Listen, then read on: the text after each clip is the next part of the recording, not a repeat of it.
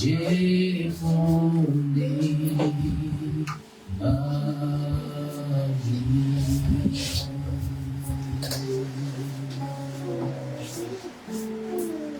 Toi, seul est le désir de mon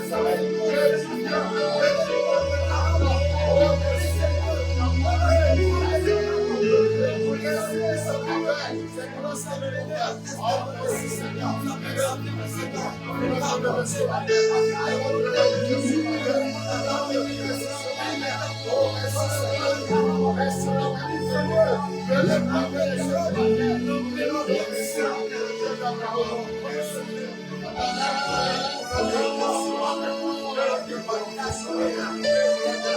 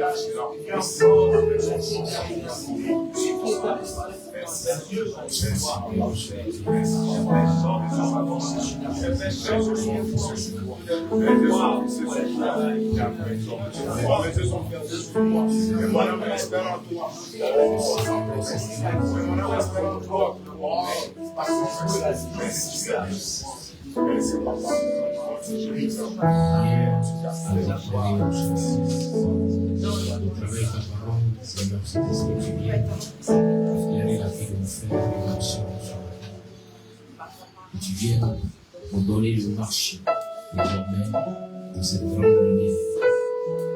De marcher désormais pour cette grande lumière. Parce que sa parole devient pour nous une lampe à nos pieds, une lumière sur nos sentiers. Parce que tu nous éclaires alors nous marchons sur ces sentiers afin d'aller et faire des exploits avec toi, Adonai. Pour ce jour, de cœur sincère, nous venons devant ton trône pour te remercier, pour te bénir pour tout ce que tu as déjà accompli, te bénir pour tout ce que tu vas encore accomplir, te bénir parce que pour nos vies, ta volonté ne manque jamais de s'accomplir. Oh, merci, Seigneur. Merci, merci, merci à toi, El Rah, El Olam. Tu es fidèle. Tu es fidèle. Merci.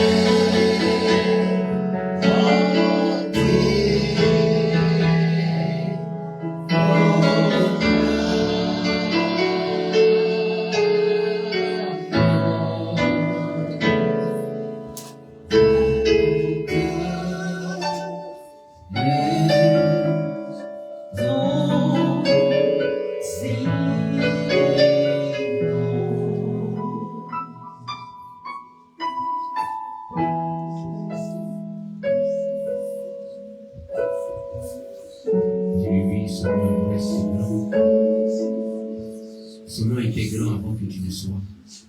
Et son nom reste le même nom d'éternité en éternité. Bénis son nom pour celui-là même qui a permis que tu puisses connaître son grand nom.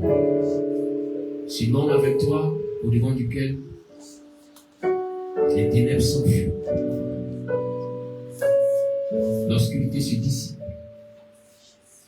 à cause du nom que tu as, à cause du nom de Jésus que tu connais, à cause de la force, la puissance du nom de Jésus qui repose sur ta main, qui descend sur ta vie. Oh Jésus, c'est bravo, Sinkarhanta. Oh merci Seigneur Saint-Esprit. Merci Seigneur Saint-Esprit. Merci Seigneur Saint-Esprit. Pendant que je parle, je vois que le Saint-Esprit a commencé à restaurer plusieurs vies en ce moment. Le Saint-Esprit a commencé à faire descendre sa flamme de feu pour embraser dans certaines vies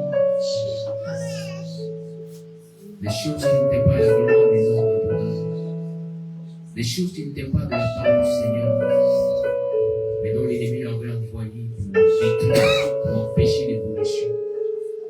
En ce moment, le Saint-Esprit descend sur son peuple et restaure la vie de chacun. Merci Seigneur. Merci Seigneur.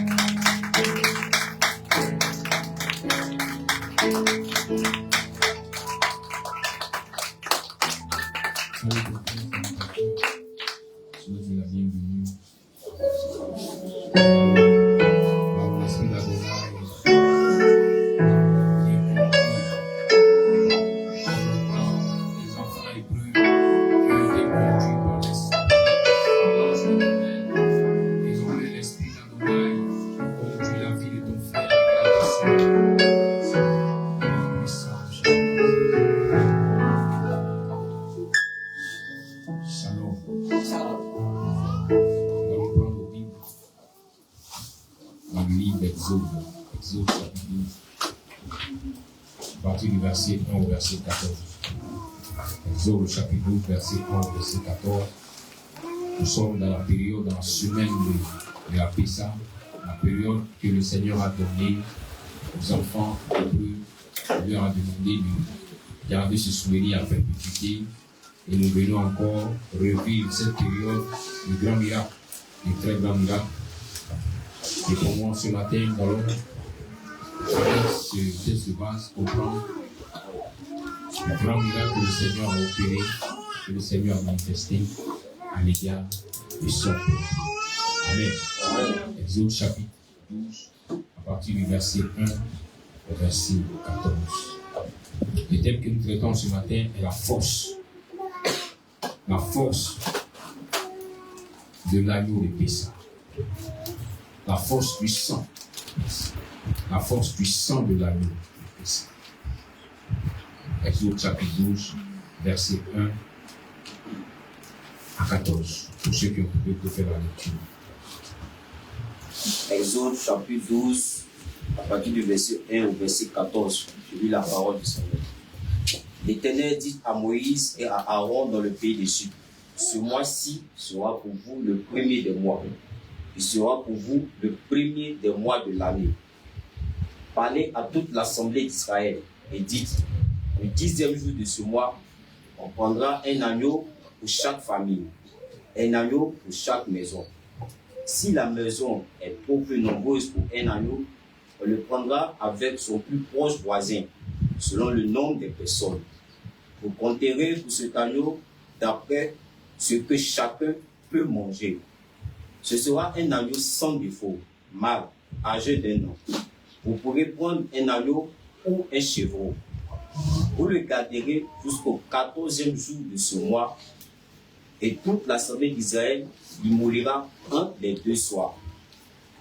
On prendra de son sang et on mettra sur les 2 poteaux et sur les linteaux de la porte des maisons où on le mangera.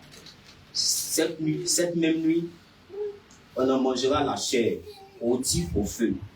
On la mangera avec des pains sans levain et des herbes amères. Vous ne le mangerez point à demi-cuit et bouilli dans l'eau, mais il sera rôti au feu avec la tête, les jambes et l'intérieur. Vous n'en laisserez rien jusqu'au matin. Et s'il en reste quelque chose le matin, vous le brûlerez au feu. Quand vous le mangerez, vous aurez vos reins sains, vos souliers aux pieds et le bâton à la main. Et vous le mangerez à la hâte. C'est la Pâque de l'Éternel. Cette nuit-là, je passerai dans le pays d'Égypte et je frapperai tous les premiers-nés du pays d'Égypte, depuis les hommes jusqu'aux animaux. Et j'exercerai des jugements contre tous les dieux de l'Égypte. Je suis l'Éternel. Le sang vous servira de signe sur les maisons où vous serez. Je verrai le sang et je passerai par-dessus vous. Et il n'y aura point de plaie qui vous détruise quand je frapperai le pays d'Égypte. Vous conserverez le souvenir de ce jour et vous le célébrez par une fête à l'honneur de l'Éternel. Vous le célébrez comme une loi perpétuelle pour vos descendants. Amen. Amen.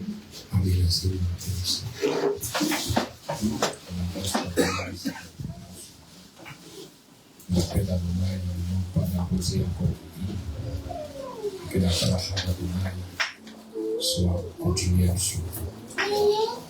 Comme je le disais tout à l'heure, le thème c'est la force du sang de l'agneau de Pessah.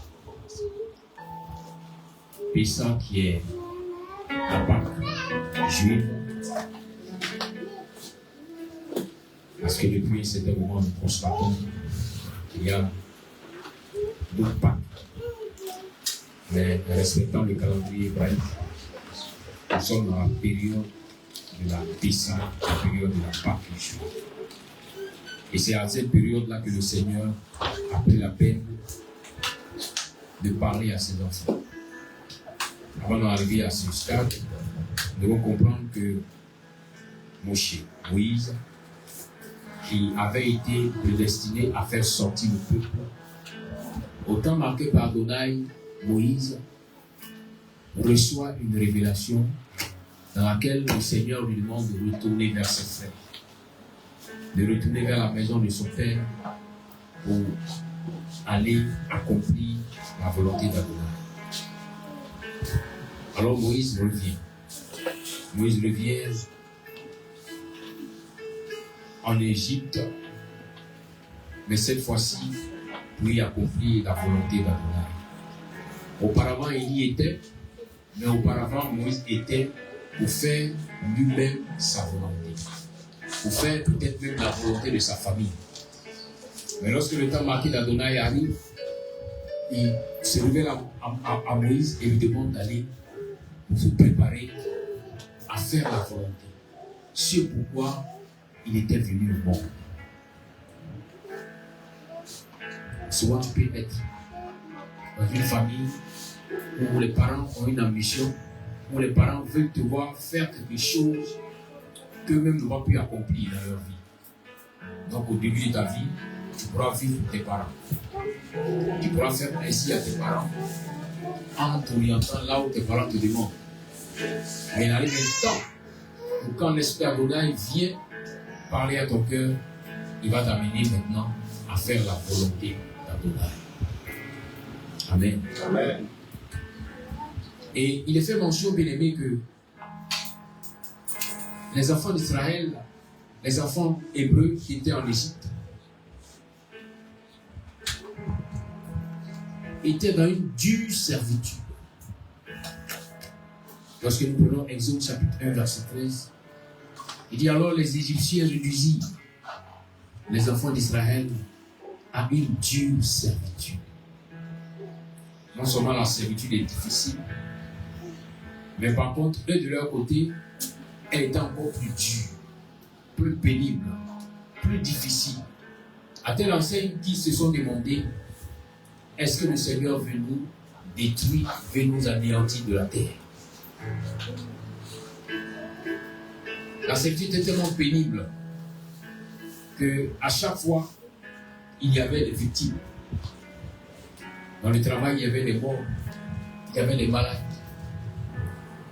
Plusieurs souffraient parce que la servitude était très difficile. Et l'espoir était perdu parce que ceux-là même qui les a amenés en Égypte n'étaient plus. Joseph n'était plus en vie.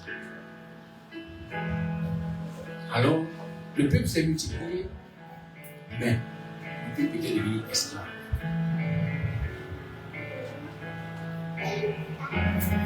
Il peut arriver que dans ta vie,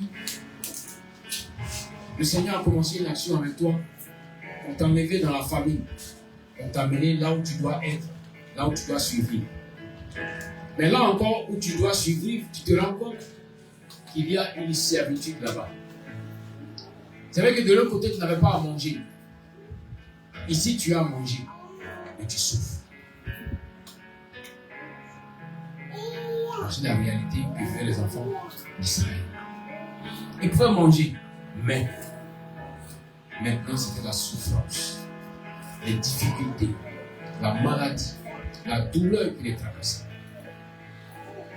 Et la parole dit fait mention que le Seigneur va entendre les cris des enfants, les gémissements des enfants d'Israël. Exode chapitre 2, verset 23. Il dit longtemps après, le roi mourut. Le roi d'Égypte mourut. Et les enfants d'Israël gémissaient encore sous la servitude et poussaient des cris. Ces cris que leur arrachait la servitude montèrent jusqu'à Adonai. Souvent ton cœur a tellement crié que les cris de ton cœur sont montés au trône de Dieu. Il est prêt à intervenir maintenant. Il est prêt à venir te secourir.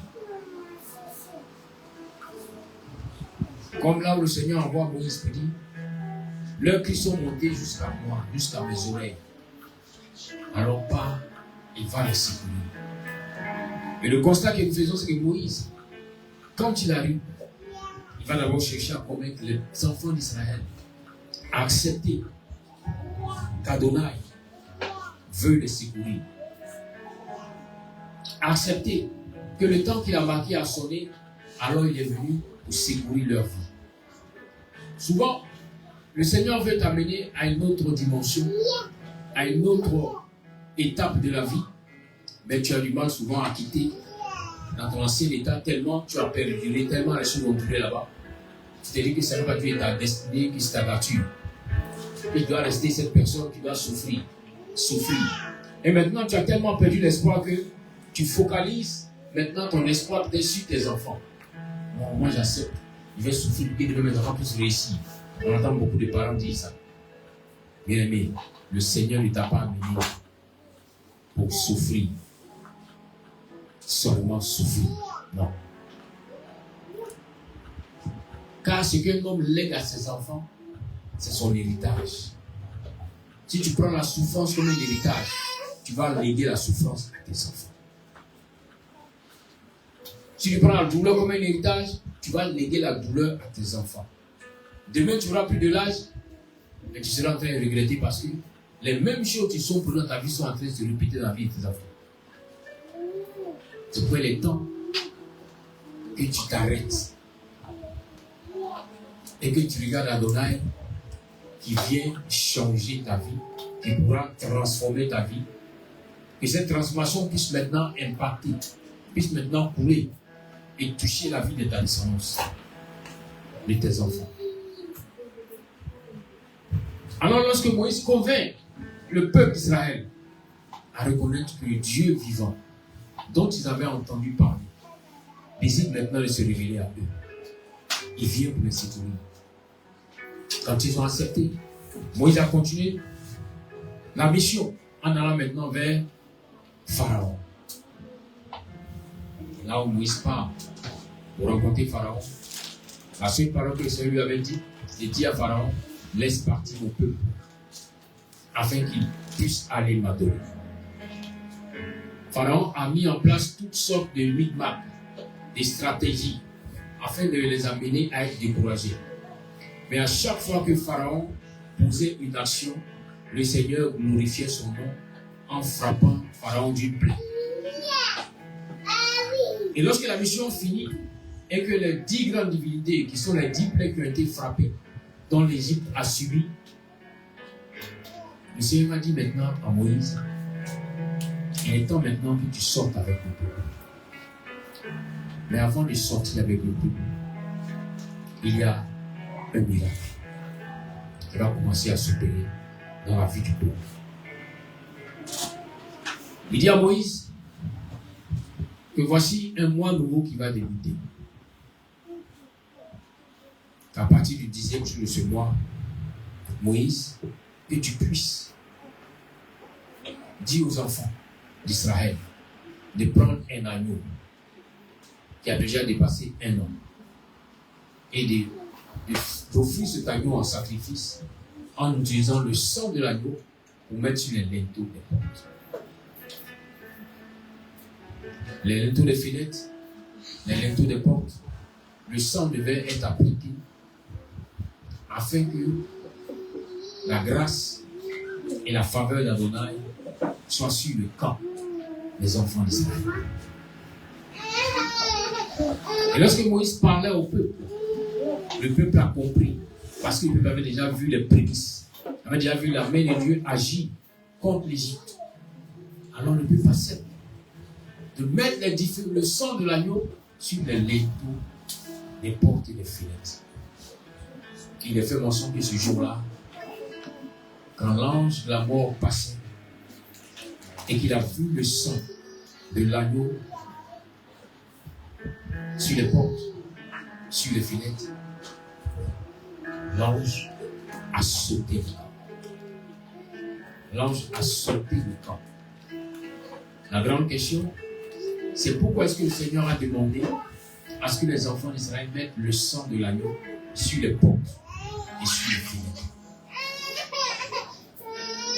Ce serait à cause de l'ange, on pourrait dire, mettez le sang de l'agneau sur la toiture, pour qu'en venant, l'ange voit déjà le sang et n'arrive pas dans le camp. Le Seigneur dit à Moïse qu'il mette cela sur les portes et sur les fenêtres.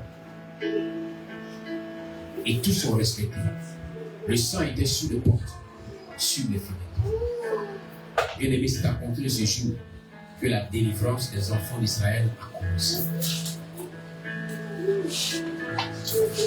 Voilà pourquoi tu dois comprendre que là où tu évoques le Seigneur pour qu'il vienne t'accorder délivrance de la servitude, délivrance de la souffrance, cherche à invoquer le sang de l'agneau sur les portes et sur les fenêtres du temple du Saint-Esprit que tu es.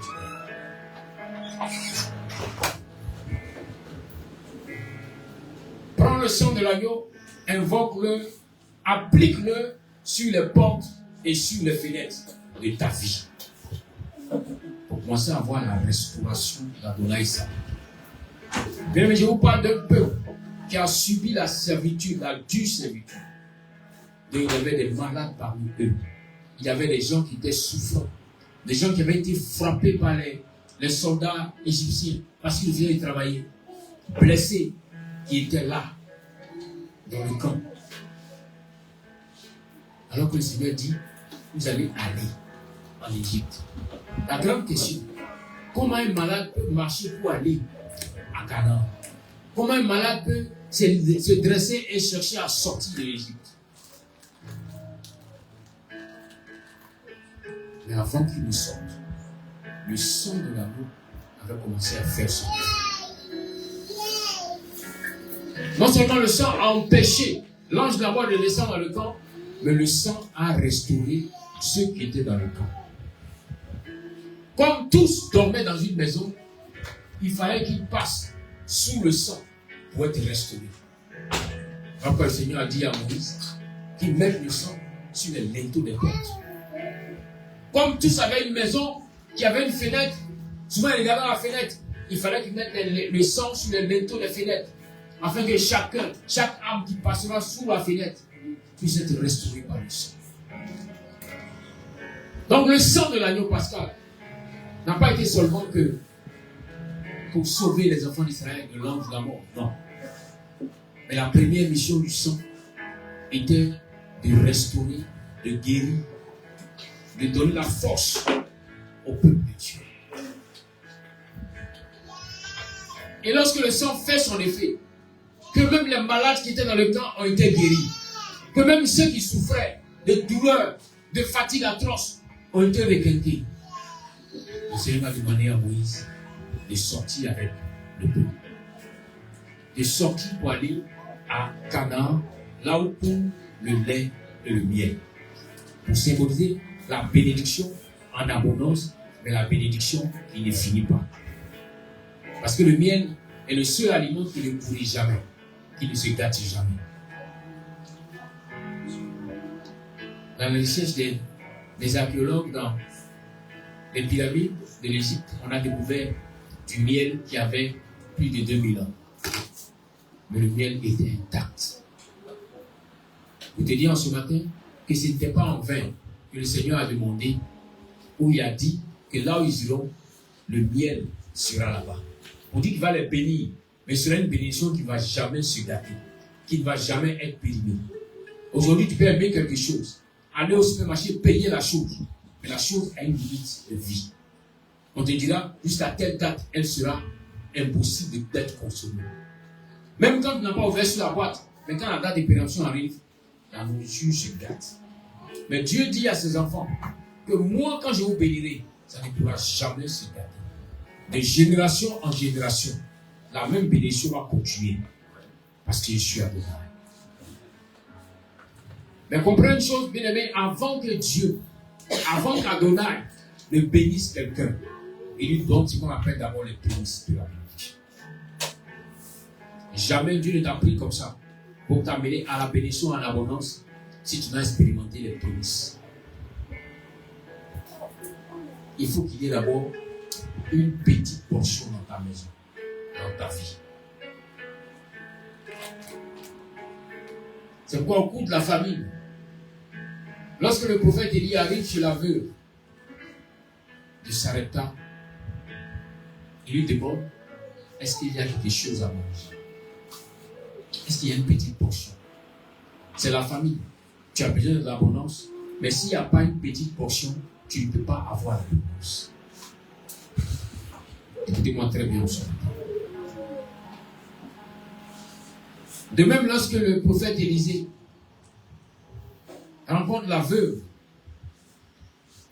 des fils des prophètes, il lui demande qu'est-ce que tu as comme portion pour que Dieu s'appuie là-dessus pour te bénir. Si tu n'as pas de petite portion, tu n'as pas le minimum, toutes les paroles du Seigneur qui sont sorties ne pourront pas s'accomplir. Parce qu'il te faut avoir d'abord le minimum. C'est pourquoi le Seigneur, avant de faire sortir son peuple de l'Égypte, va leur donner le minimum. Va leur donner le minimum.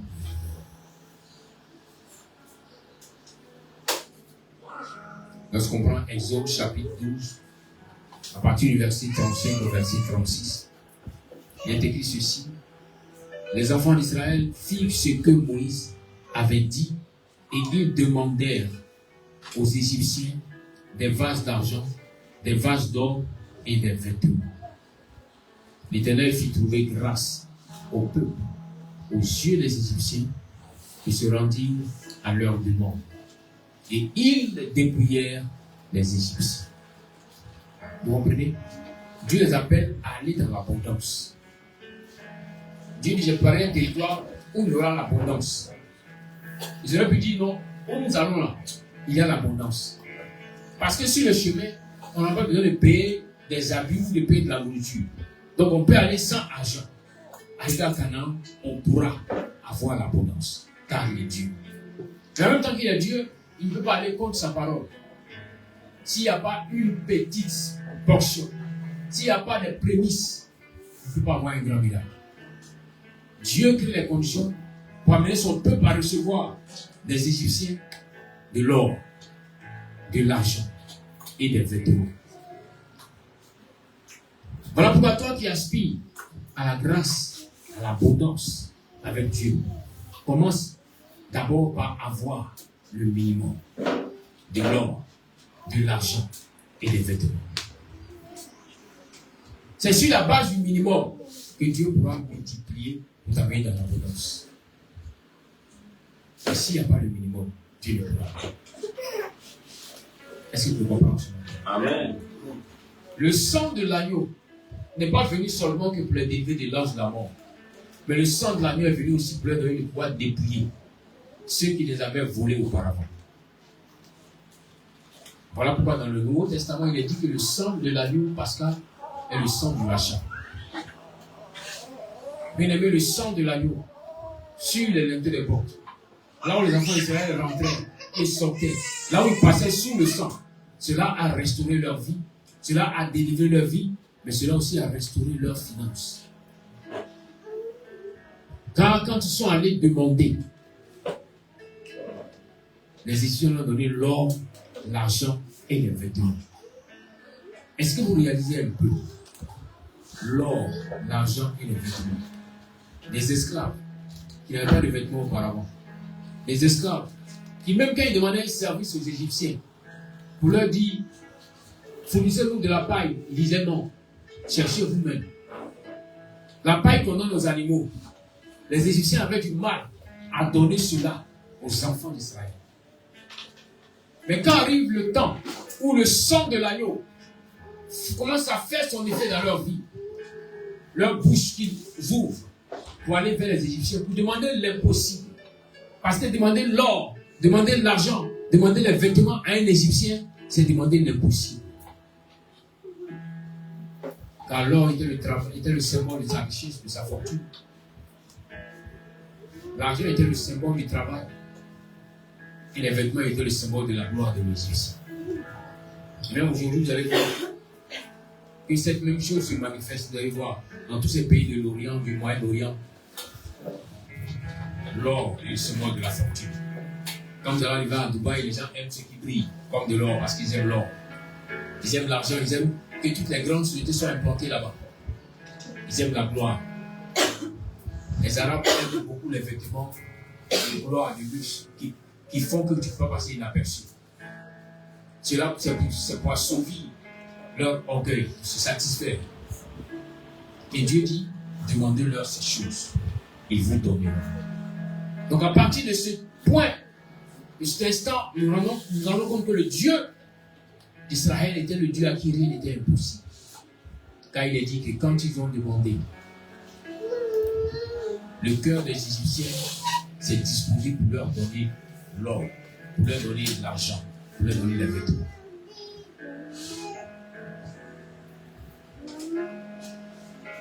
Pourtant, la même Bible nous dit que pendant la traversée du désert, ils n'ont pas changé de vêtements, ils n'ont pas changé leurs habits, parce qu'il n'y avait pas de magasin pour les changer.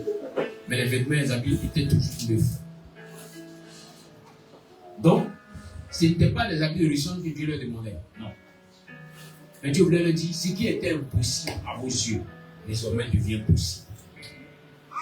C'est pourquoi je viens dire à quelqu'un ce matin, que là où le sang de l'agneau a été invoqué pour cette Pâque nouvelle, sur les linteaux des portes de ta vie, sur les linteaux des fenêtres de ta vie, que tout ce qui t'avait été impossible devienne possible au nom puissant de Jésus.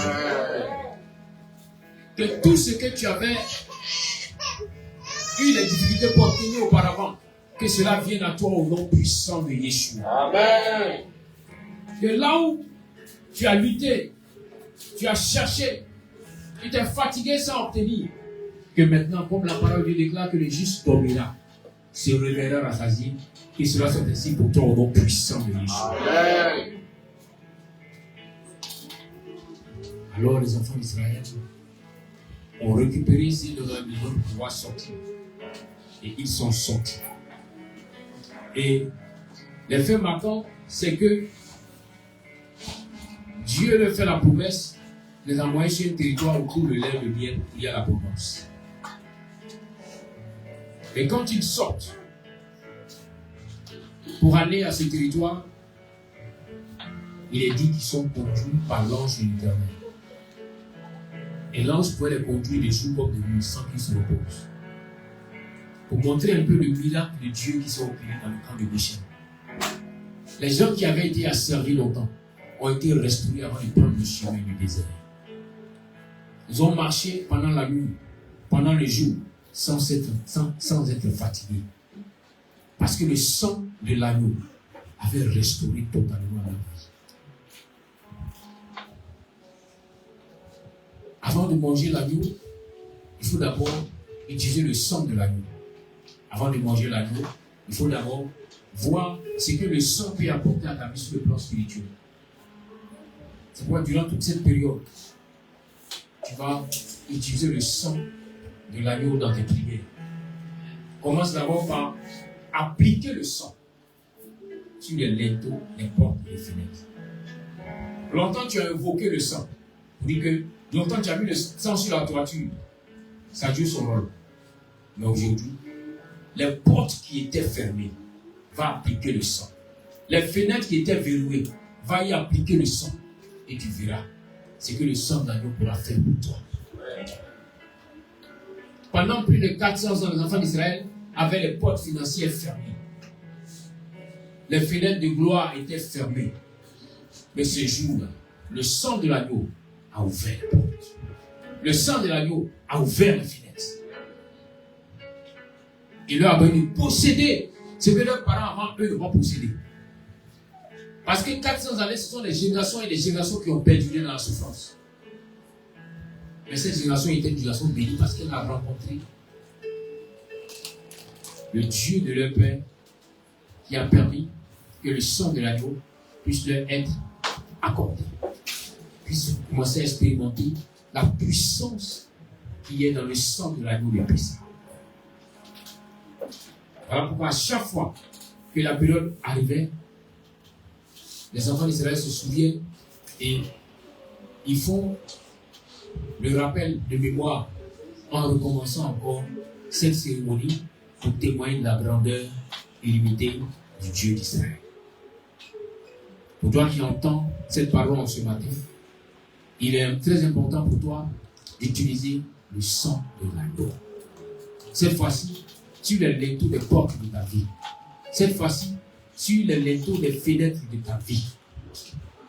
Là où les portes étaient fermées devant toi. Bien aimé, même ces portes avaient été rouillées depuis longtemps. Tu y mets la clé est tellement rouillée qu'elle se casse, elle ne peut pas s'ouvrir. Mais le sang de l'agneau peut ouvrir cette porte. Le sang de l'agneau peut ouvrir cette porte. Amen. Et la grâce que tu as maintenant, c'est que tu as le sang de l'agneau de Dieu. Amen. Tu as le sang de l'agneau de Dieu qui ouvre les portes là même où il n'y a pas d'espoir, là où il n'y a pas de porte. Il est dit qu'à Golgotha, quand le sang a coulé, que le sang a touché le sol, il nous a transmis que les tombeaux ont explosé. Pourquoi on parle d'explosion? Ça veut dire qu'on ne voyait plus les tombeaux. Ces tombeaux n'existaient plus. Donc il y a plus de porte qui dit si c'était une tombe. Mais dans l'explosion, on se rend compte qu'il y avait une tombe ici. Non seulement la porte s'ouvre, mais ce qui était mort revient à la vie. Est-ce que tu comprends cela? Par le sang de l'agneau. Le sang de l'agneau de Dieu. Les portes que tes arrière-parents, grands-parents n'ont pas pu ouvrir, va s'exploser. Et ce qui était mort reprendra vie au nom de Yeshua. Amen. Le sang de l'agneau est très important. Le sang de l'agneau a une force. Non seulement qui restaure, qui guérit, qui délivre, mais aussi qui bénit. Amen. Avant que le Seigneur te donne l'abondance, il permettra que ceux qui t'ont marmaillé, que tu puisses aussi les débrouiller. Que tu puisses, si vous voulez, être dédommagé. Amen. Tout ce qui t'avait été pris doit revenir à toi. Amen. Je prends de là où tu es assis. Que tu invoques le sang de l'agneau de Dieu sur les portes de ta vie, sur les portes, les fenêtres de ta vie, sur les portes de ta prospérité, sur les portes de ta justice, sur les portes de ton succès. Invoque le sang de l'agneau.